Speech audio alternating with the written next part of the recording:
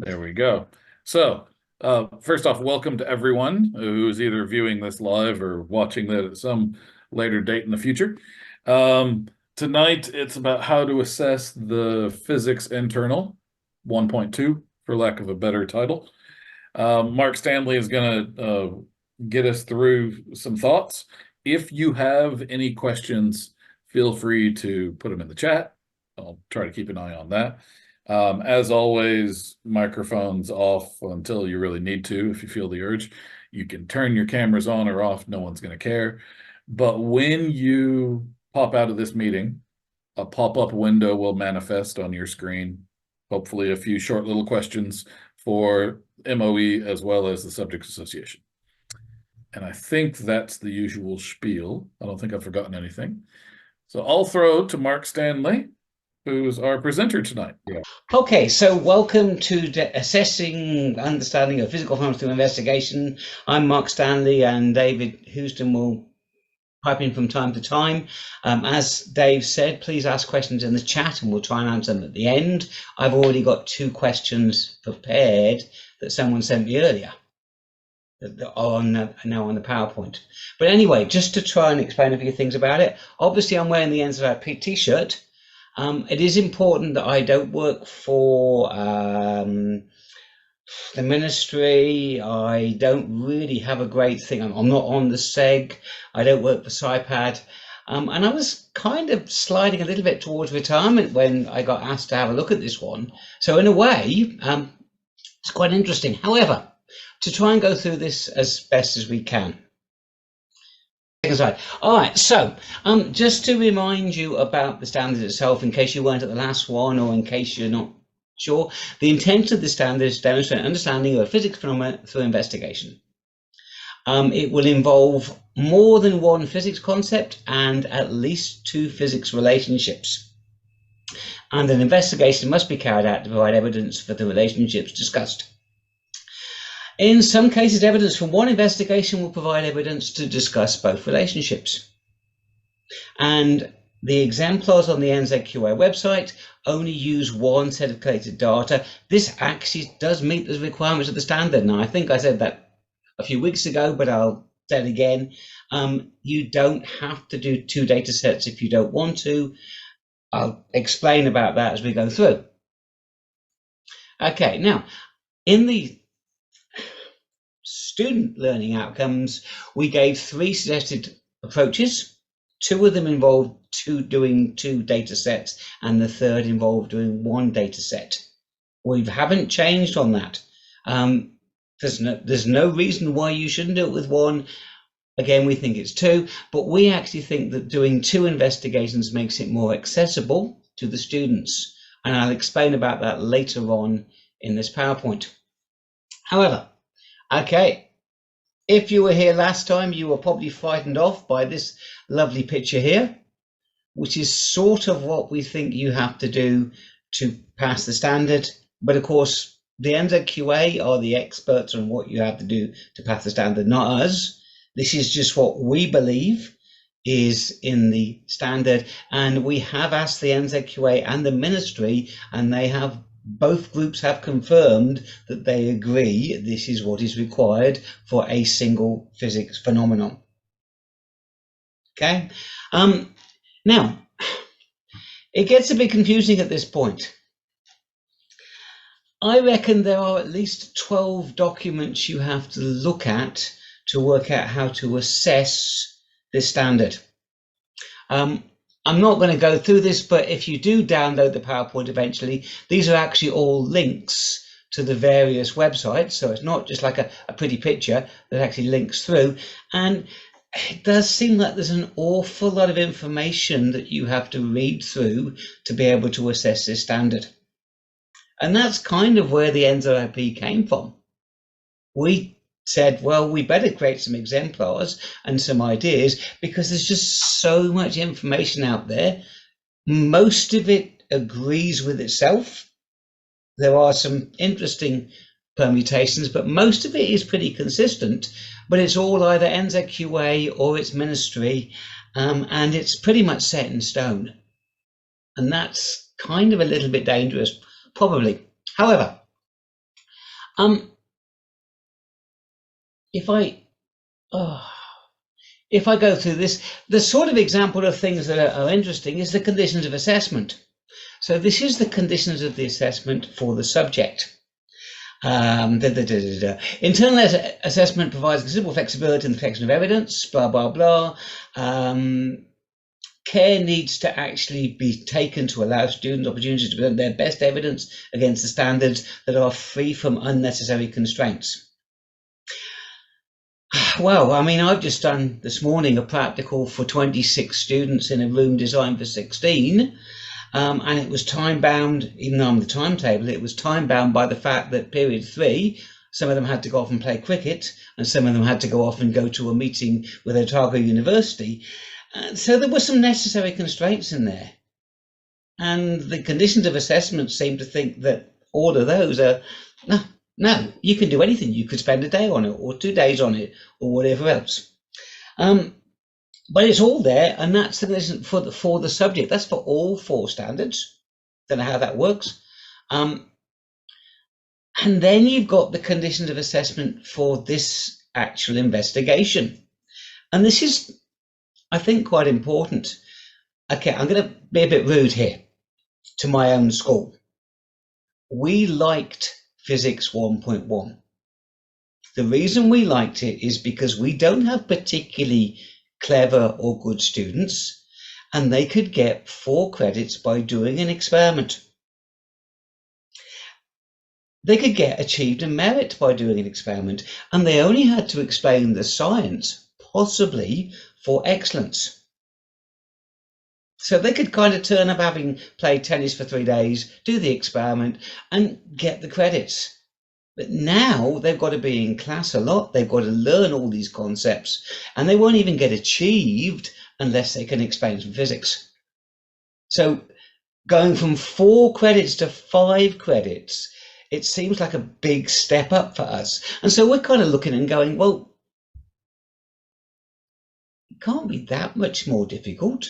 There must be some, not shortcuts, but ways to help the students so that they can get those 5 credits. And when you look at this page, it does kind of try and explain that.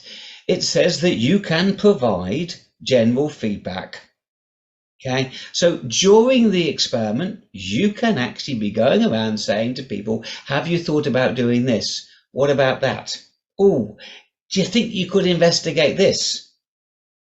Now, again, of course, if I had 26 students in my room of 16, doing that could be quite difficult. But it's not like the old 1.1 where you kind of said, go to it and just watched. It seems that there is much more involvement in the actual process that the teacher is allowed. So, for example, the second bullet point down there, and I'm not sure about this one, you can provide advice when students select relevant information and recorded observations, or you can provide students with comparative data. Now, I've got to be honest with you, I don't want to be mean to anybody here or any school, but comparative data is a biology thing. We don't normally do comparative data in physics. But I guess you could argue that if a student does a physics investigation and it doesn't go as planned, which is quite often the case, they won't be able to actually explain the concepts or the relationships because they haven't got anything to explain. So it may well be that what that's referring to, what comparative data is referring to, is the idea that you can have a set of results available to students so they can go, do your results match the ones you were expecting to get? Not sure whether that's the case or not, but certainly there's got to be some ways of helping the students to get the standard. Otherwise, it becomes incredibly difficult. I'll come back to that in a bit. And then the last one, last bullet point, I find a bit scary. First of all, students are meant to have help referencing and attributing third-party content, which is kind of new to us in doing a practical investigation. It almost, in some respects, might open it up to open book. in a way. I'm not sure, but I'm just saying that the minute you start saying you have to say what sources you used, it kind of changes the flavor of the investigation. And then the last one, which I think I'm probably going to ignore. Sorry, Ministry and NZQA. The one about the fact that the students should choose their method of presentation. I don't think I can run with that. I don't think I can have interpretive dance by one group and a PowerPoint by another group and a written report by a third group and so on. I just don't think that's actually feasible. But however, we'll see. Now, okay. Our job, NZIP's job, is to try and help people, and I think that's the case. Aim with the NZQA and the ministry. All three of these groups of people are trying to help teachers see their way through this standard so they can do it. So as we put the other week, we're providing these things for you, and I'll talk through them and try and explain them. Now, because they're behind a paywall, really probably just to make sure that only teachers can see the material, not students, these are all screenshots. Okay, so if you want to access this material, you've either got to find your NZIP login from somebody else in your school, or I'm sure we'll put up later in the chat Helen's email address where you can email Helen to get some of this material.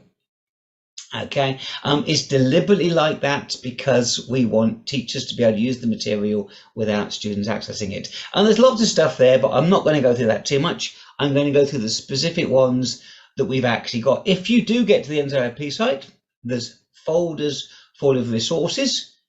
So here's what the level 1 resources look like, and that's just some of them. And want to talk very briefly about 3 of them tonight. The 3 that I'm going to talk about are the 2 that we've had contributed very kindly by other teachers in other schools to try and help, and the one that we've made up as a kind of group to try and help as well. So talking you through these 3. Okay, first of all, Central Hawke's Bay College have actually sent in a whole lot of material which forms a portfolio. They've created formative and summative tasks. They're very good. All the material there is very good. They're very good, very detailed, but you don't necessarily have to do it as a portfolio if you don't want to. You could just grab a investigation from that and run with that one. But one of the things about all of the stuff that I think we're going to get from teachers offering material is they've realized that you have to kind of have formative and summative material on the same bit of physics concepts. Rewinding back a bit, you've almost got to decide before you start doing this what part of physics your eventual summative assessment's going to be about. So for example, I've been playing about with a heat context and the idea of investigating things through heat. And that would only work if I taught heat to my students first before they did the formative assessment on heat and they did the summative assessment on heat. The 2 that we've got on the site are both really mechanics based. So they assume that your students have learned mechanics before they do the assessments. And that's really important. It is a big difference. You've got to have taught the stuff first. The old 1.1, no offense to some schools, but the old 1.1, you could almost do without knowing any of the physics. You probably wouldn't get excellence, but you could get achieved in merit because that was based around the scientific investigation part of the old 1.1. There is no scientific investigation part for the new 1.2.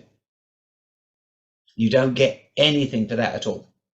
Okay, so there is the Central Hawke's Bay College stuff, which is really good, and there is the Middleton Grange School stuff from James, which is I think very good. Particularly, I'm a big fan of his re-entry capsule task, and I think we've been blown away by how good that is.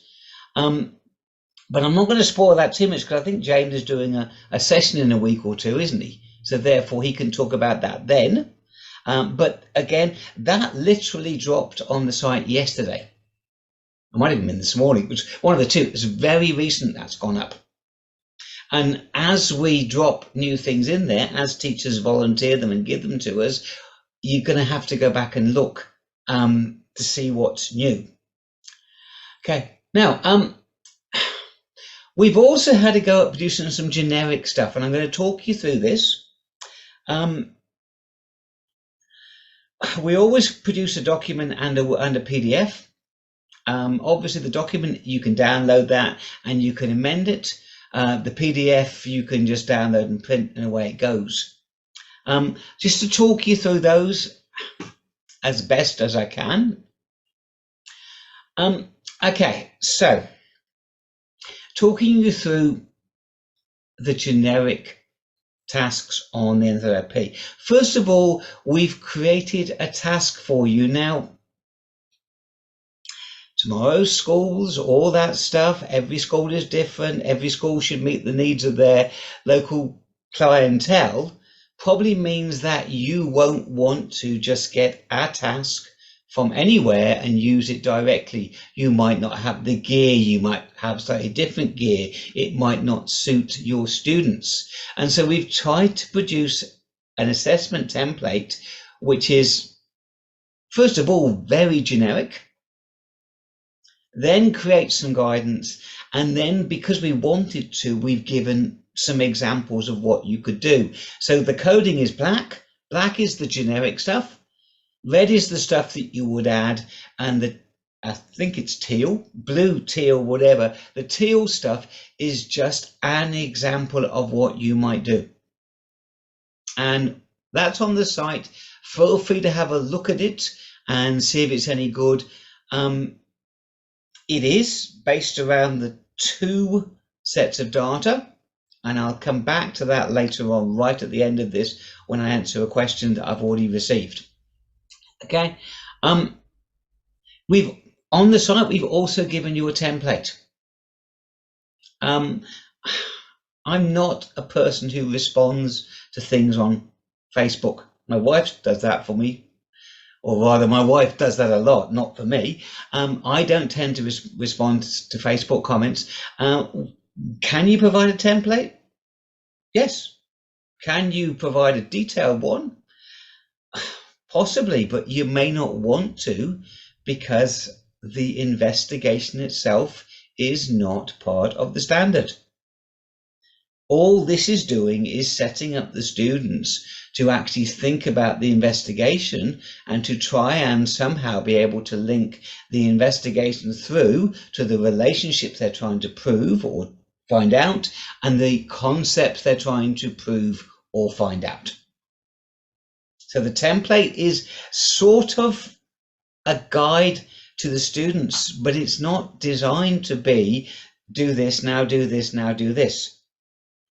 Okay, now I'll come back to that later, well, if I can. Now, the third thing we put on there is the one I like the most, is we put a list of possible physics investigations. There's about 13, I think, but I didn't bother counting. Here's one. So, for example, those of you who teach year 9s will know that you can build these lovely paper copters that twirl around and go towards the ground. And it is possible you could build a whole physics investigation around that.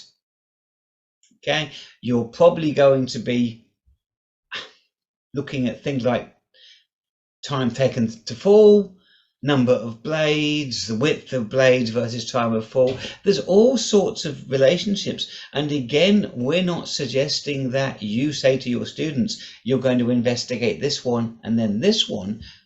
We're probably taking more of the science fair type approach, that you're going to say, here are some possible contexts, here are some possible investigations, pick 2 of them.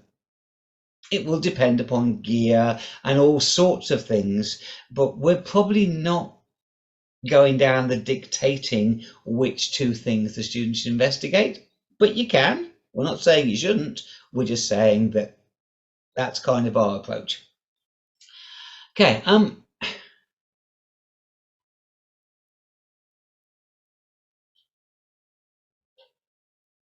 Now, as I said earlier, the other thing to really bear in mind is that James Harris has put up a wonderful scheme of work, together for this, and he'll be talking about this later, and he can talk about his investigations at that point if he wants to. If I just go back a slide or two, and I go to this one and I open it up, hopefully it's going to open up for me. Maybe it's not. Yeah, it is. Okay. If I open up the full one just to show you, it does go through the full thing. It talks about the context. It talks about the thing. Now, I suppose the comment to make here, and people will agree and disagree, I'm not sure how much of the context you want to get into. I'm not sure whether the standard doesn't actually require you to relate your relationships to real life.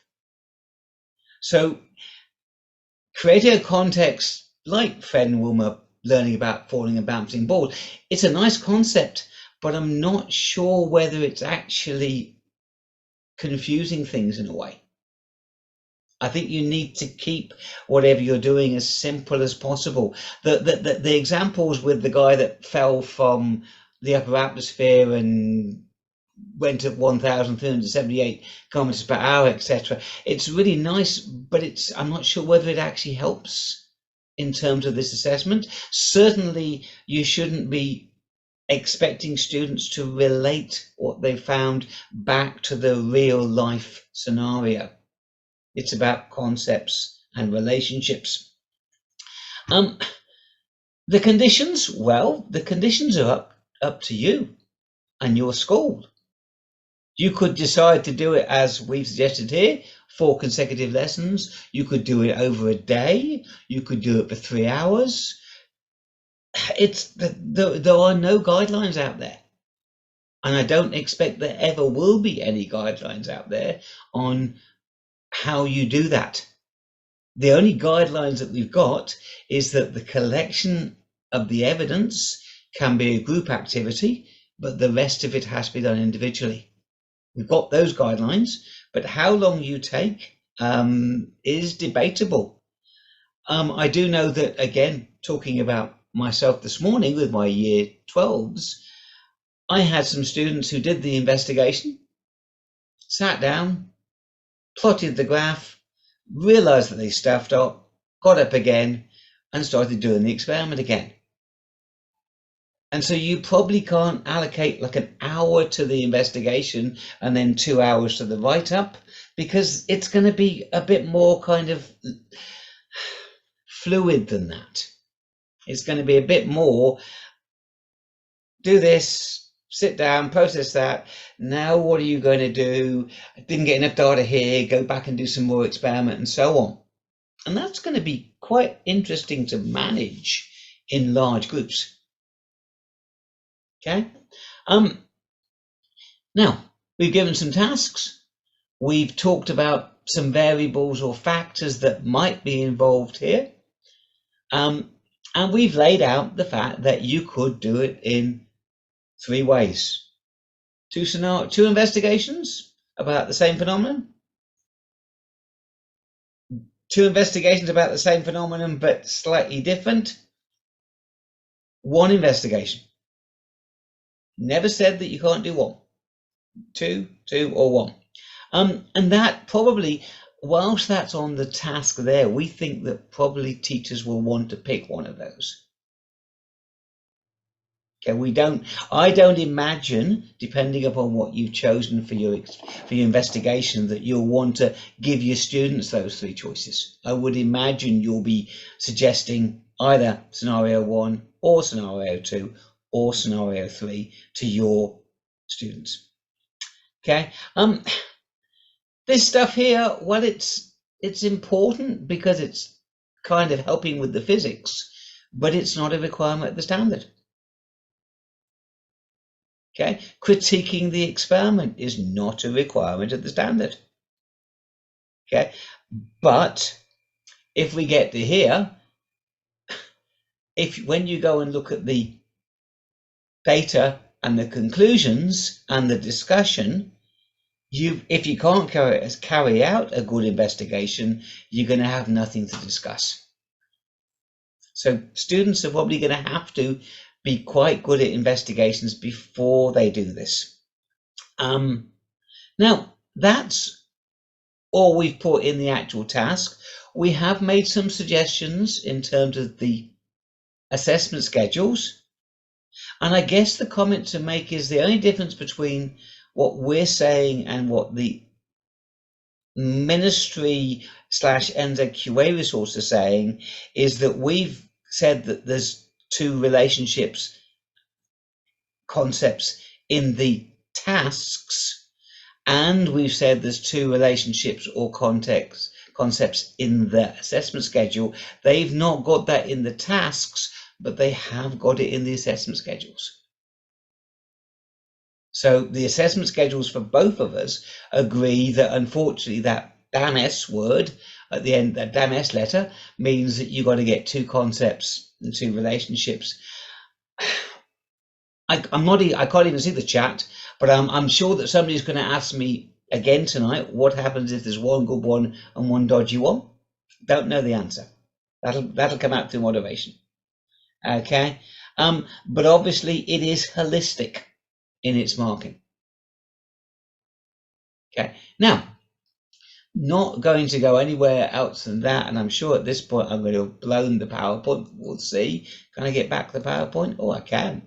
Goodness. Okay, now, at this point, I was just going to say, flicking through these slides, I was just going to say questions, because I think that's probably all that I want to say about this at this point. But Dave, do you want to do some questions before I do the one that I received earlier, or should I do that one first? Do the two that you already got preloaded, and then we'll start hitting some of the questions from the chat. Okay, so I received today a question from a teacher. I don't know who the teacher is, no idea. But they asked a couple of questions that I thought were very relevant that I wanted to answer. So question 1. I am developing an assessment task for 92045 and have a few questions. Number 1, do students need to include safety measures in their write-up? Okay, and the answer to that is that it's two parts. The first part is that the conditions of assessment state that a practical component must follow relevant safety protocols. And there's a link on the conditions of assessment to this thing here that you actually have to obey in terms of safety. However, we didn't put it in the student learning objectives.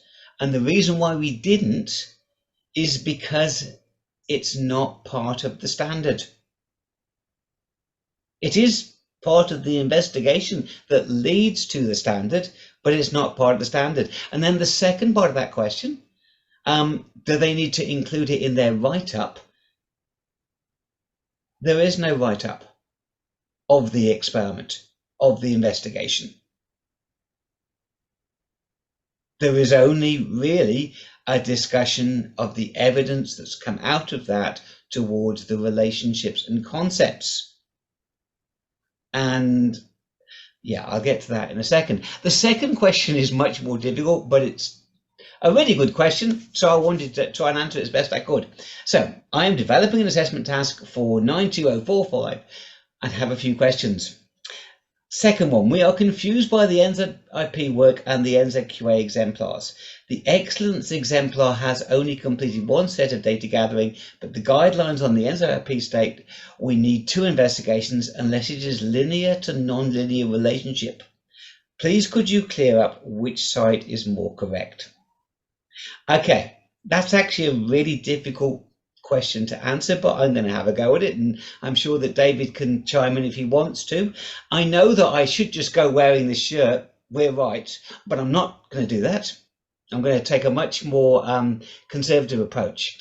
Okay, so I guess I should say now my background is that I taught physics for 40 years, and if you were to look up exemplars about physics, there are some of my exemplars from the early 2000s from unit standards around, and I ended up unfortunately writing most of the level 2 and level 3 physics exemplars in the 2010s, working with a couple of other people. And those exemplars are absolute rubbish. At the time I wrote them, I thought they were great. I thought they were brilliant. They lasted about 10 minutes before people started to point out that there were things wrong with the exemplars. And that's the case with all exemplars, whether NZIP produced them or NZQA produced them or the ministry produced them. Then they're not really, they don't stand scrutiny. Examples of genuine student work always include some irrelevant responses, some correct responses, and sometimes, and I can say this for the level 2 and level 3, sometimes parts of the response missing from the published sample. It's always the case. And so when you look at exemplars, you've kind of got to accept the fact that they're kind of flawed genius. They're somebody trying to be really helpful and help out as best they can, but they don't always work. And I would say that when the NZIP gets some exemplars up, we'll fall into that category. And I'd say the NZQA currently have fallen into that category where they've done a really good job at that moment in time. But when you start looking at them carefully, they're not quite as good as they looked initially. I'll show you in a second. Okay, now, before I get to the talking about that in total, I have to be honest with you. The second sentence worries me. The one that states the guidelines, the NZIP guidelines, state we need 2 investigations unless it is linear to non-linear relationship. Now, I know David's here and mic'd up. I can't find anywhere on the site that we actually have recommended that. I may have missed it because I haven't proofread every single thing that's gone up, but I've proofread quite a lot, and I don't think we've given that advice. No, we haven't, Mark. Yeah, so I please ignore that. Whoever wrote this, and when they watch the video, please ignore that. That isn't actually the case. I think, Mark, it's worth pointing out to everybody that there is nothing in the standard that indicates the type of relationship that you will find. Yeah, I'm going to come back to that in a second, but yeah. You could be finding anything. So this is completely open-ended. Yeah. Okay, now, but the other thing about this is that to explain kind of our thinking, and I think that I've talked to enough people about this to explain this, one set of data gathering is sufficient if a student can get 2 relationships and concepts from that data set. And I think very good students can probably do this. But taking my own school, I think that if I get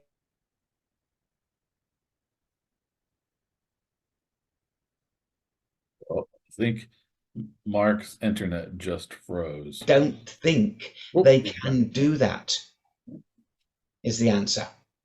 Ooh. I think you just froze. Somebody hiccuped in the internet. Yes, that was me. I think we got the gist of what you were saying. Is not all students can do that. Yeah, and the other thing about it is that the only problem is that if you are a person who is not absolutely qualified in every single branch of physics possible, and none of us are, you could get fooled by a student writing something which sounds absolutely perfect, but actually isn't. Okay, my last slide, and I apologize. I'm not trying to discredit the Ministry of Education here at all. The excellence exemplar referred to in the question. The second concept is that the difference in velocity will be smaller and smaller as the height in the muffin case is dropped from increase, although velocity will always increase as height increases. Okay, now that actually sounds like a genuinely good statement. And I totally get the fact that the students got that. But the evidence doesn't support it. So above there on this PowerPoint, that's the student graph. If the difference in velocity was getting smaller and smaller, this would be a curve. It would not be a straight line. Forgetting the fact that actually the student miscalculated some of their results, that's actually the correct graph from their own results. And then getting even worse, if you said there was no error at all and therefore terminal velocity did not exist, that's the graph you'd get. Now, I get the fact that that's a really good sounding statement and it's actually good physics. I do get that. I don't get how the evidence of the graph is linked to that. And one of the problems, this is what I don't like about the standard at this point, is that it uses evidence. Now, okay, I know you could argue, and people will, that you could argue that the evidence doesn't have to be practical. It could be from something else like a video or whatever else. But for this particular exemplar on the ministry site, it's only providing evidence from the investigation the student did, and it isn't correct physics. And I don't know, again, I'm not the expert. I don't know whether the NZQA will actually say they've got correct physics, but it's not based upon actual evidence. Is that acceptable? I just can't tell you the answer to that, because that's not what I can do. Okay, now I think probably now we actually can get to the point where I know Dave just disappeared, where we can have a look at questions and see if we can answer anything. Okay, Any so questions in the chat? first off, just a few gentle reminders that not everybody needs to do a report, because you might have some students with issues about dyslexia or such. So verbal presentations would be appropriate. Yep, yeah, totally. Easy. That was ticked off quickly. The thing about the referencing, the possibility of referencing, or the helping with referencing, that did, of course, get a few people thinking. Is it your understanding that it's a possibility, not a requirement, and they've just layered that into many standards in the? I think that's right, Dave. I think it's one of those generic messages, and it's probably not appropriate and for most of the stuff that we're doing. Understood. Yeah, I think it's one of those things we've got to focus on. There's so many things going on here. I'll just make this general statement. There's so many things going on here. We don't want to be living in the margins and focusing in on the tiny little things. Understood. The reality is, what we're trying to do is produce some resources that and support teachers to be able to do what is typically going to happen. It is the school's responsibility to deal with all that nuanced stuff, and you as professionals to deal with that. So yes, it's true, an oral presentation could be done, but if that's not manageable, actually there are huge amounts of technology around that provide accessibility for people with dyslexia or other learning issues or disability type issues that actually can sort those problems out, that don't require huge amounts of effort from the teacher to run sessions. So I think we just all need to sort of try and focus in on where the real issues are around what the standard is trying to assess. It's trying to assess physics understanding. Cool. One of the really quick things about just a question about how best to let people know when new things manifest inside the NZIP secure site. And I mentioned on the chat that Helen, when she can, does post on Facebook, but Facebook by its very nature is not a good venue for dissemination of information. And it, as David just explained, it falls back on the teacher's shoulders to keep looking, as Mark mentioned. But they're always there, Dave. The reality is, Helen is a very particular person about this. When she loads things up, she will do two things. She will post them in 3 different Facebook pages. Yes. NZIP's one, Aaron's New Zealand Physics Teachers one, and the Science Teachers one.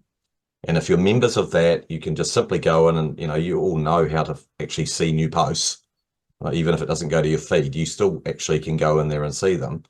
And it's also posted onto our NZIP secure site. Yeah. So we won't be emailing out every single time, because literally that's just a cry wolf type situation where people will start to ignore our emails. Exactly. So Yeah. you've just got to engage in that process. I mean, it will slow down because actually the pace we're working at, we won't be able to sustain that pace. It's not in, so things will settle down very quickly, I'd imagine. Cool. And I'll stop screen sharing in a second, but with this, there's 12 different things that you can go to already, or sorry, yeah, almost 16 now, never mind. It doesn't say on any of them which ones are guidelines and which ones are pirate guidelines and which ones are compulsory. You kind of got to figure that out for yourself in a way. I know that Ian Torrey has talked to the chemists about the fact that he thinks that some of them are more important than others. So, for example, he says that unpacking the standard is not as, they're very much more pirate guidelines than things you have to do. Obviously, the thing to go back to, I hate to refer this, but the thing to go back to is the standard itself. The one thing that is unchangeable at this point is the standard. Cool. Okay, I'll stop screen sharing anyway, so because there's no point. And yeah. No worries. Somebody mentioned, it's sort of assumed in a lot of the stuff online, whether it's from those 2 schools or whether it's NZIP stuff, that it's your classic fair test model of data gathering. And the question was, could other types of investigations be used instead of your classic independent, dependent variable controls? That the answer to that is as long as it leads to physics concepts and relationships and evidence, of course. But I don't know. I can't think. Okay, one of the things about the old 1.1 is I reckon we ended up with 5 experiments for the country. Because the original standard was investigate a linear relationship. It was written by somebody who didn't understand that there actually aren't many practical linear relationships around that you can do in bulk in schools. There were only a few that we could do. And it will be the same with this ultimately. There'll be the favourites, the investigations that actually do produce information that you can use to explain physics.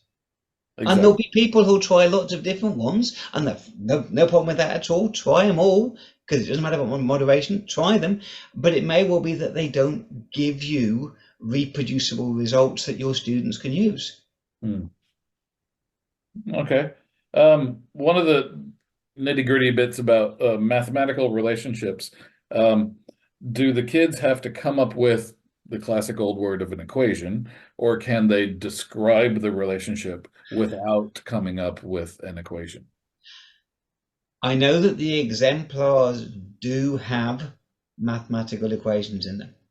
I'm not sure that you necessarily need them. So, for example, with that one I was showing with the straight line that should have been a curve, it would have been better not to have produced that graph, not to have come up with v equals so-and-so times t.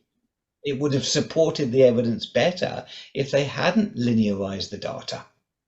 So I don't know. I'm not sold. I know that probably the original intention of the standard, I suspect, and I wasn't involved in this, was prove F equals MA. But the reality is that proving F equals MA on in bulk in a classroom is actually not that easy. And so I think originally the idea is that we'd be getting these equations that match the ones that are in, oh, I can't say level one, I can't say NCA level one now, I can't say national curriculum because that doesn't exist either. But in our concept of what the science kind of order of things is, I think the idea probably was that we could get some equations that meant something, but not sure that we can.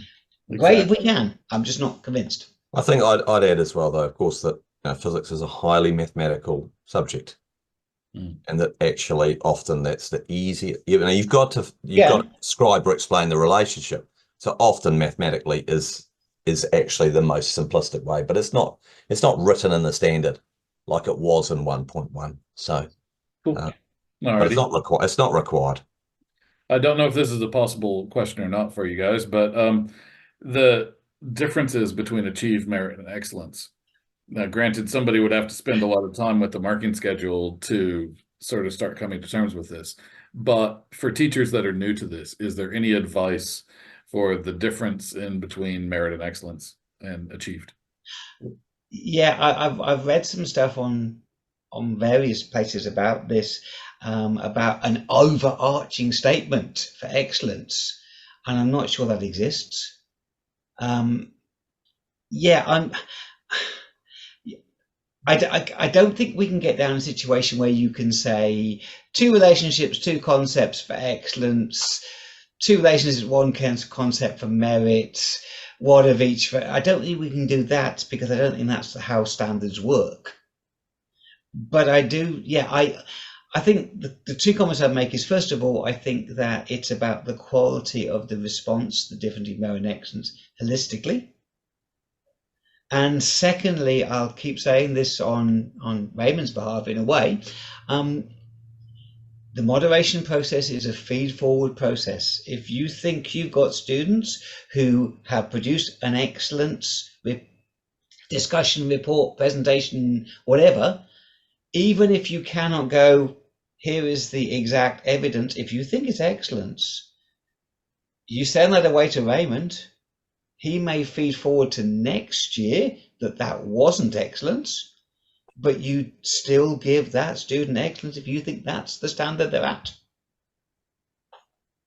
Okay. I'm going through the chat in order. I know people are still typing underneath, but I'm still just trying to work through, and we've got about 10 minutes or so we'll see how much we can do. The idea has been floated a few times, and it's in the chat tonight as well, about, are there guidelines about resources the students can take into their time allowed for their write-up, therefore the open book possible nature, or a resource sheet possible, and therefore referencing that from that? It's not really a tight question, but do you get what I mean? Well, I think the comment to make here is that David and I and the other people involved in putting this together are enthusiastic amateurs. We're teachers. The people who should be able to answer that question are the ministry who wrote the standard and the NZQA who are actually awarding credits based upon that standard. I don't know. I honestly don't know whether it can be open book or not. I'd add to that as well that Mark is quite correct. The bottom line is you are awarding a standard or not at a particular level to a student, and you have to be certain that that work that they produced is authentically theirs. That those things are nothing to do with NZIP. They're nothing to do with what Mark and I are doing. Mark and I both happen to be a principal's nominee in schools, and so we manage it for our schools. But the bottom line is many schools will allow their students to work on this material over maybe a week or 2 weeks, where they're able to talk to other people, they're able to go and do other research, they're able to do a range of things. In the end, that's the school to decide whether or not that's authentic evidence for that student. That's a good reminder. Yeah. Somebody twigged the basically literally when you're getting into the details of, as a teacher, what you're looking for from the kid, you're looking from a discussion with some conclusions and some thrown in processed data. So basically, you're just reading the discussion with some extra bits. Yeah. It's not the traditional 1.1 flow, I think, is what Trudy was going towards. Is that Yeah. your opinion? Yeah.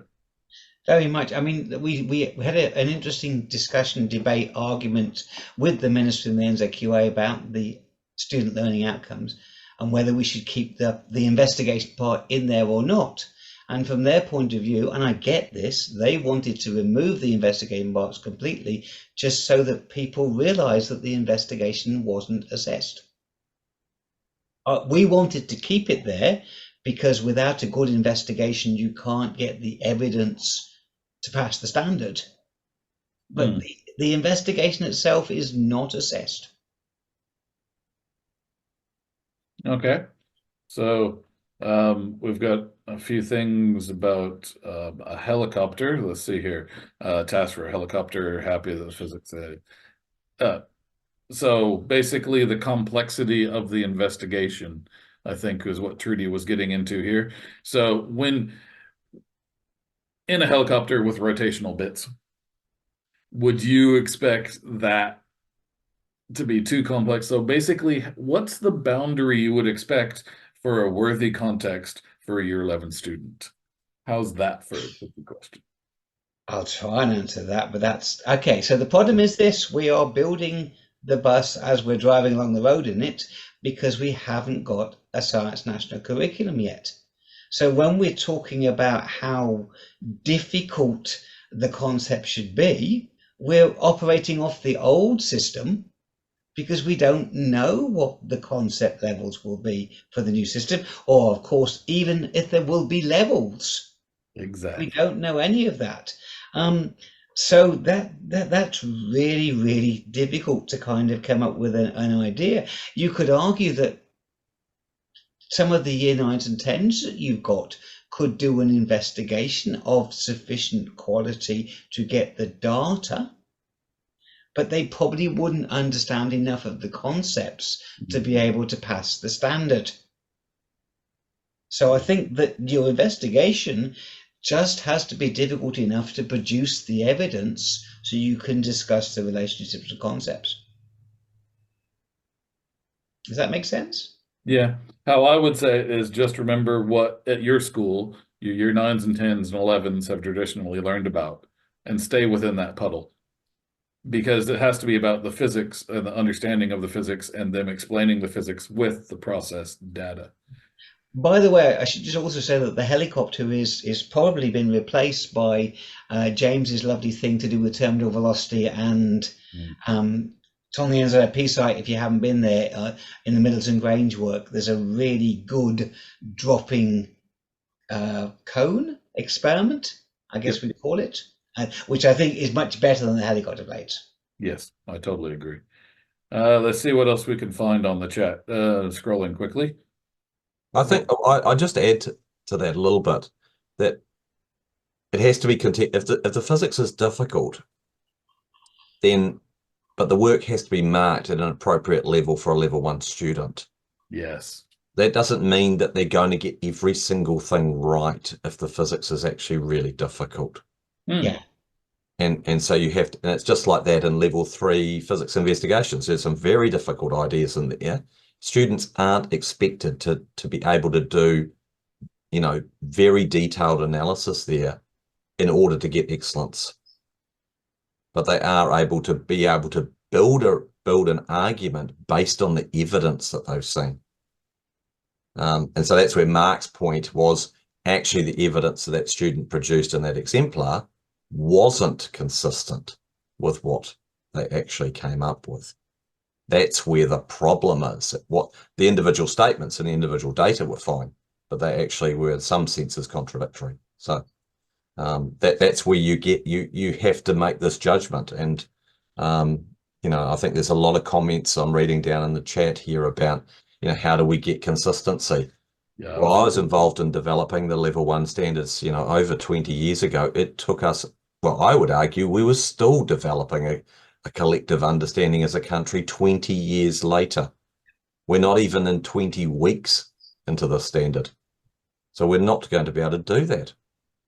So I don't make any apology for that. That's the system we've got. None of us are happy with that, but it is a reality. Yeah, it's an evolutionary model which will evolve, and as it evolves, you shouldn't penalize your students. Okay. I'm sure there's many more questions in the chat than we have time for. If we want to keep this to an hour, we're pretty much done. We got about 5 minutes. I do see one about the qualitative, quantitative conundrum or requirement or question of, does it need to be quantitative, or can some parts of it be qualitative? I know there's different opinions, so I'll let you talk to that if you feel the urge. I think there's some interesting comments coming through that we probably should just quickly unpack. I know we've only got 2 or 3 minutes, but I think they're important. So, Go for it. you know, like for example, you know, can you film somebody doing something, right? Or watch a video, right? So, as somebody's pointed out there, student participation is actually part of the standard. Now, are they actually participating in the investigation then, if they're just watching it? So, But if they took data from the video and they're actually doing that process, then you could argue they are part of a process. yes, but if the opposite is happening, where they're being provided with it, or it's off a YouTube clip, etc., then that's unlikely to be consistent with the standard. And people will point out that there are some children who can't access the standard because of a variety of situations. Once again, I just go back to that point. That's in the margins. That is dealt with on an individual case-by-case basis. What we're trying to do is, what is typical? What is typical? Kids will play with equipment. They'll play with an experiment. They'll look at the phenomenon. They'll get some data, and then they'll unpack it. That's what's typical. We can spend a lot of time worrying about what's not typical, what might happen. We just focus in on we're the adults in the room. Okay, so let's do a scenario where, let's say you give your kids 4 consecutive lessons to do this thing, and a kid's away for 3 of them. That falls back into, this is Vanessa's question at the bottom, that falls back into your school's procedures, in your opinion, of what to do when the kid's away, rather than just give the kids some data they never measured. Okay, we're both PNs, but yeah, me as a PN, I would argue that that student shouldn't be being assessed for that standard if they've missed a significant amount of time. I'm not saying that it's right or wrong. I'm just saying that if they haven't been involved in the actual investigation, then it's probably inappropriate for them to be assessed. Understood. I agree with you, but that is an interpretation. Oh, and yeah, that's an in different bubble universes. That's why I bring it up. Yes. Yeah. Great question. Without an answer is what I'm hearing. Yeah, totally. Yeah. Simulations. That's FET and the rest of them. Possibly. Again, look, I think the thing to say here is, if you do simulations and then you send it away for moderation, the moderation team can decide whether that's okay or not. Yeah. There'll be all sorts of things that people can try. When I was doing the National Moderators job, I was inviting people to try new things and give them feedback on whether it was good or not. And I'm sure it's the same. That's how you evolve. That's how this standard will evolve. Exactly. Yes. I think go ahead, Mark. I was just going to say one last thing. I think I've been working with a couple of schools in terms of trying to help them assess stuff. And I've almost found that the way you've got to do is this. You've got to go to the concepts and the relationships first and work backwards to the investigation when you're planning it. Yes. Because sometimes, as I think David says already, if you choose an investigation that's very straightforward to do in a lab, it may not give you concepts that students can explain at level 1. Exactly. Yes. And I've seen that from a lot of chat online in the last month or two, where people say, I've got this great gear. That's fantastic. But what are the concepts you want to chase with that gear? Yeah. Yes. Yes. I think there's another question in there that I just saw. It's sort of related, and it's about how we assess. People are asking, what if a student's away and they, do we give them the data? And you got. Yeah, that's what I was The basically. reality is this isn't a one period thing. No. So there are it should be over an extended period of time. If a child is away, they should come back in. I mean, I had some students come to me today and said, well, we're going to a volleyball trip and, we'll be away for a couple of days. I said, the school's provided you 2 weeks to do the assessment. It's probably going to take you 2 or 3 hours over that 2 weeks. You're away for 2 days. Yes. As the principal's nominee, I'm not going to give you extra time because we've actually already built in that extra time. And I know that there are management issues around that, but remember here, it's not about the investigation. No. I mean, the investigation has to be done, but it's actually the unpacking of that. So the students can come in, whenever in theory, but it obviously has to be manageable for you. But I think people that are thinking that this is all going to be done and dusted over 2 or 3 periods, I think that's unrealistic. I think this is, I certainly know for my school, we're looking at about 2 weeks. And remember, it's 5 credits. And I actually think it's more like 10 credits in the old scheme, because I think the standard is typically going to be, for lots of schools, the old mechanics standard, whether we like it or not. A lot of people will still teach that, and it's good physics, it's fine, plus 1.1. So that was 10 credits. Now they're getting 5. Now, I'm not going to make any comment about the justice around that or whatever, but there is a reduction in the requirement of NCEA now to be only 60 credits. But I think that's probably typical. So if you think about those things in terms of the time, but we do have schools out there that are still doing 4 standards, Yes. in a science course. I know for myself, we've mandated 3. Some schools are doing 1. Yep. So that's a tension within your own school. Yep. And then there's about a third of the country doing none. So you have lots of different flexibilities going on here. But even in the schools doing none, they're inventing their own assessment systems that we don't need to talk about today. Is there anything else? Because we've now burst our self-imposed 1-hour time limit.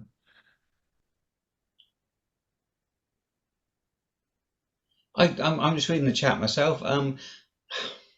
If students themselves are videoing dropping things, I think that's fine.